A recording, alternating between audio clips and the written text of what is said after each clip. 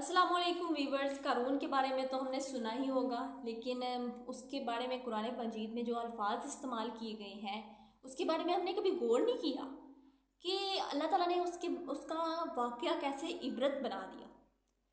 اس کے بارے میں بتایا کہ پہلے قارون جو تھا وہ قوم موسیٰ میں سے تھا، اس نے ظلم کرنا شروع کر دیا اور اس کے خزانے اس قدر زیادہ تھے کہ اس کی کنجیاں جو اٹھانے والے لوگ بامشکل، اتنے طاقتور لوگ بھی بامشکل اس کی کنجیاں، خزانوں کی کنجیاں، سوچیں کنجیاں کیا ہوتی ہیں؟ چابیاں، مشکل سے اٹھا پاتے تھے۔ لیکن اس نے غرور اور تکبر کو اپنا شیوا بنا لیا۔ اس نے سمجھنا شروع کر دیا کہ یہ مال میرے اپنی بنا پر اور اپنی سمجھ کی بنا پر دیا گیا ہے، نہ کہ اللہ کا فضل ہے، اور اس مال میں لوگوں کو کمتر، خود کو تکبر اور غرور میں لے گیا، جس کا انجام کیا ہوا؟ اس کو دنسا دیا گیا زمین پر۔ اور وہ لوگ، جیسے کہ آج کل بھی لوگ دولت کو اور مال کو، کسی دولت مند کو دیکھ کر متاثر ہو جاتے ہیں، وہ جو متاثر لوگ تھے اسے دیکھ کر کہتے تھے کہ کاش ہمیں یہ مال مل جائے اور ہماری زندگی اس طرح کی ہو جائے۔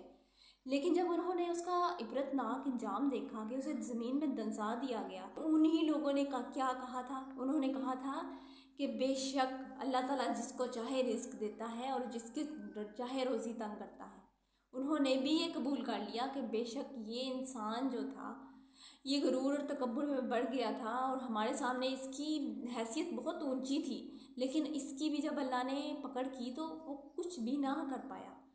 تو آخر میں بادشاہی کس کی؟ اللہ کی، اور رزق اور کشادگی، رزق کی کشادگی اور تنگی کس کے ہاتھ میں؟ اللہ کے ہاتھ میں۔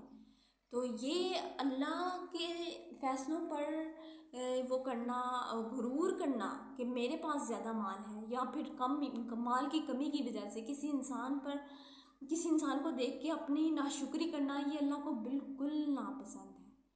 تو اپنے مال میں جتنا ہے اس میں شکر گزاری لائیں، اور جو نہیں ہے دوسروں کو دیکھ کر اس میں ناشکری نہ کریں، اور جو کسی کے پاس زیادہ ہے تو وہ اس پر تکبر نہ کریں۔